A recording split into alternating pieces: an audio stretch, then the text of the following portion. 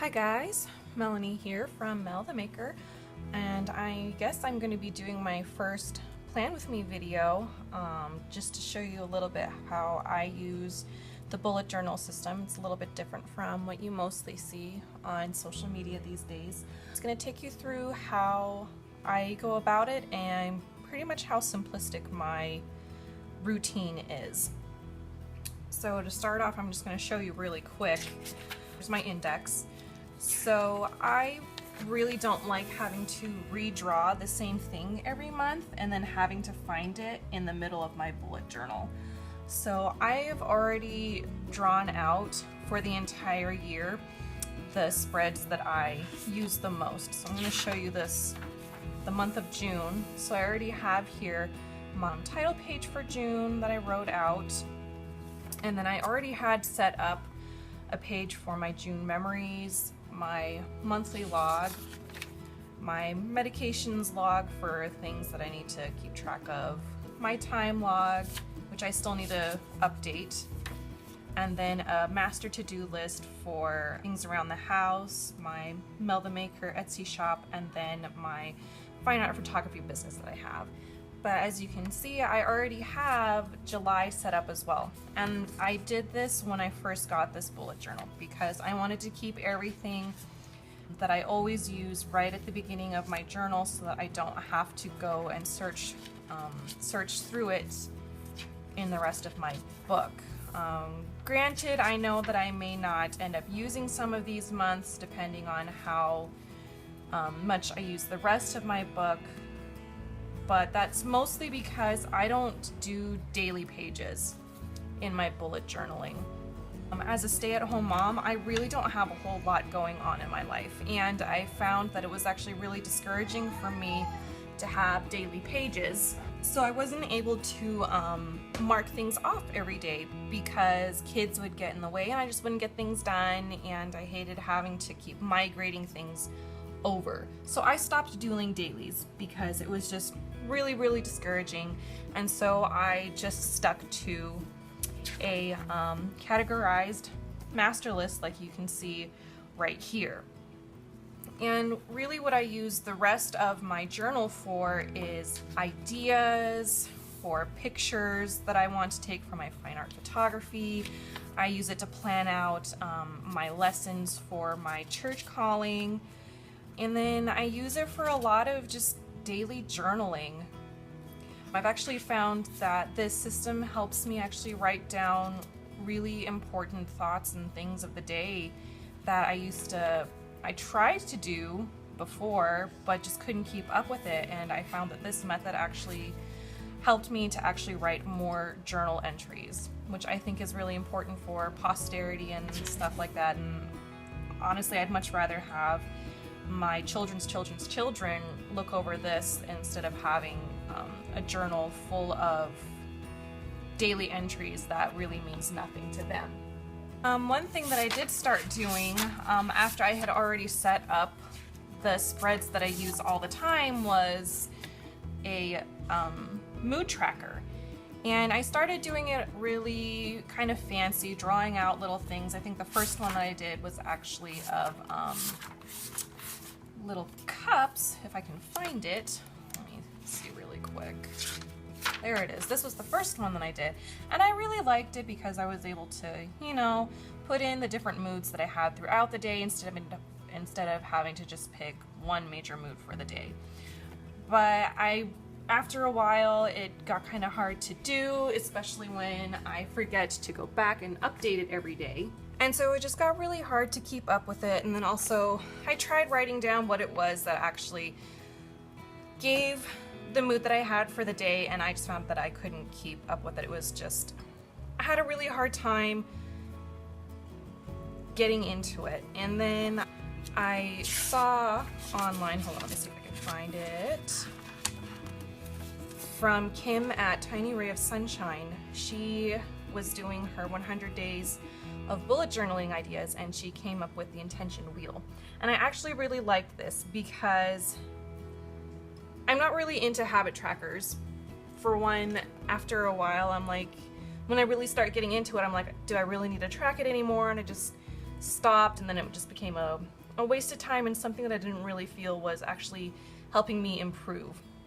And I really like the idea of her intention wheel because there are certain areas that aren't really habitual for me, but that I want to try and improve on because I believe it will help me in my own personal development in becoming a better person.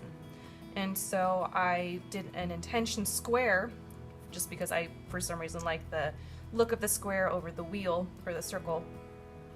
And I actually found that this gave me a better indication of my moods, working on things that would help me be a better person. I found that this was actually a better indication of how my day was.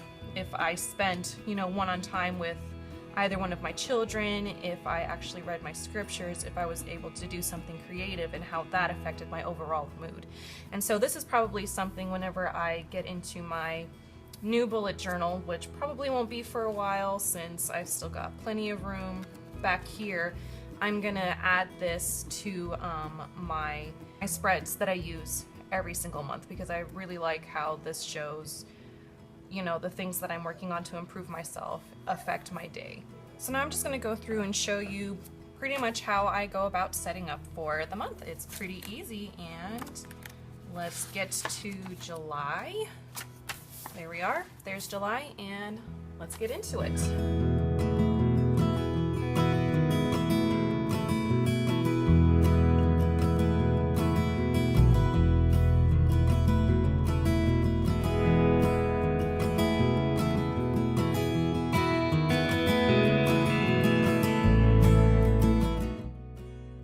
This is something that I changed for my monthly log.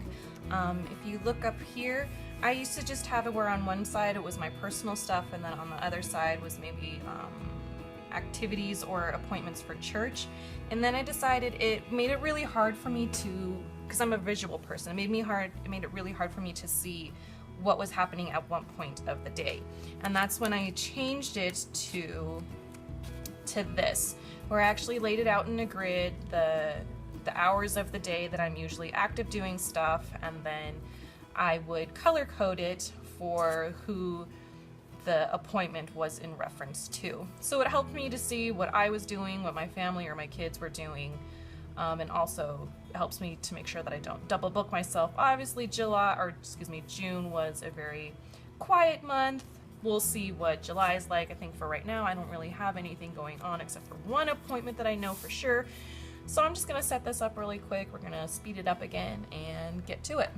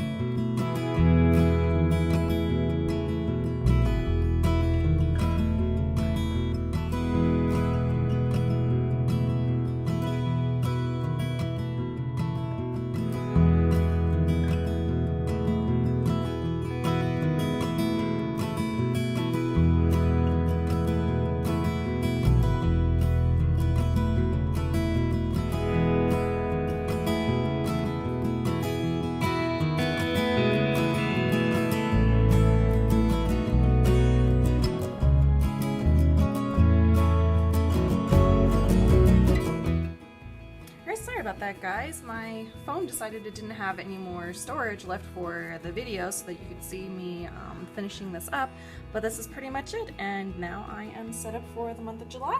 Alright, if you have any questions, leave them in the comments. I'll see you guys later. Bye!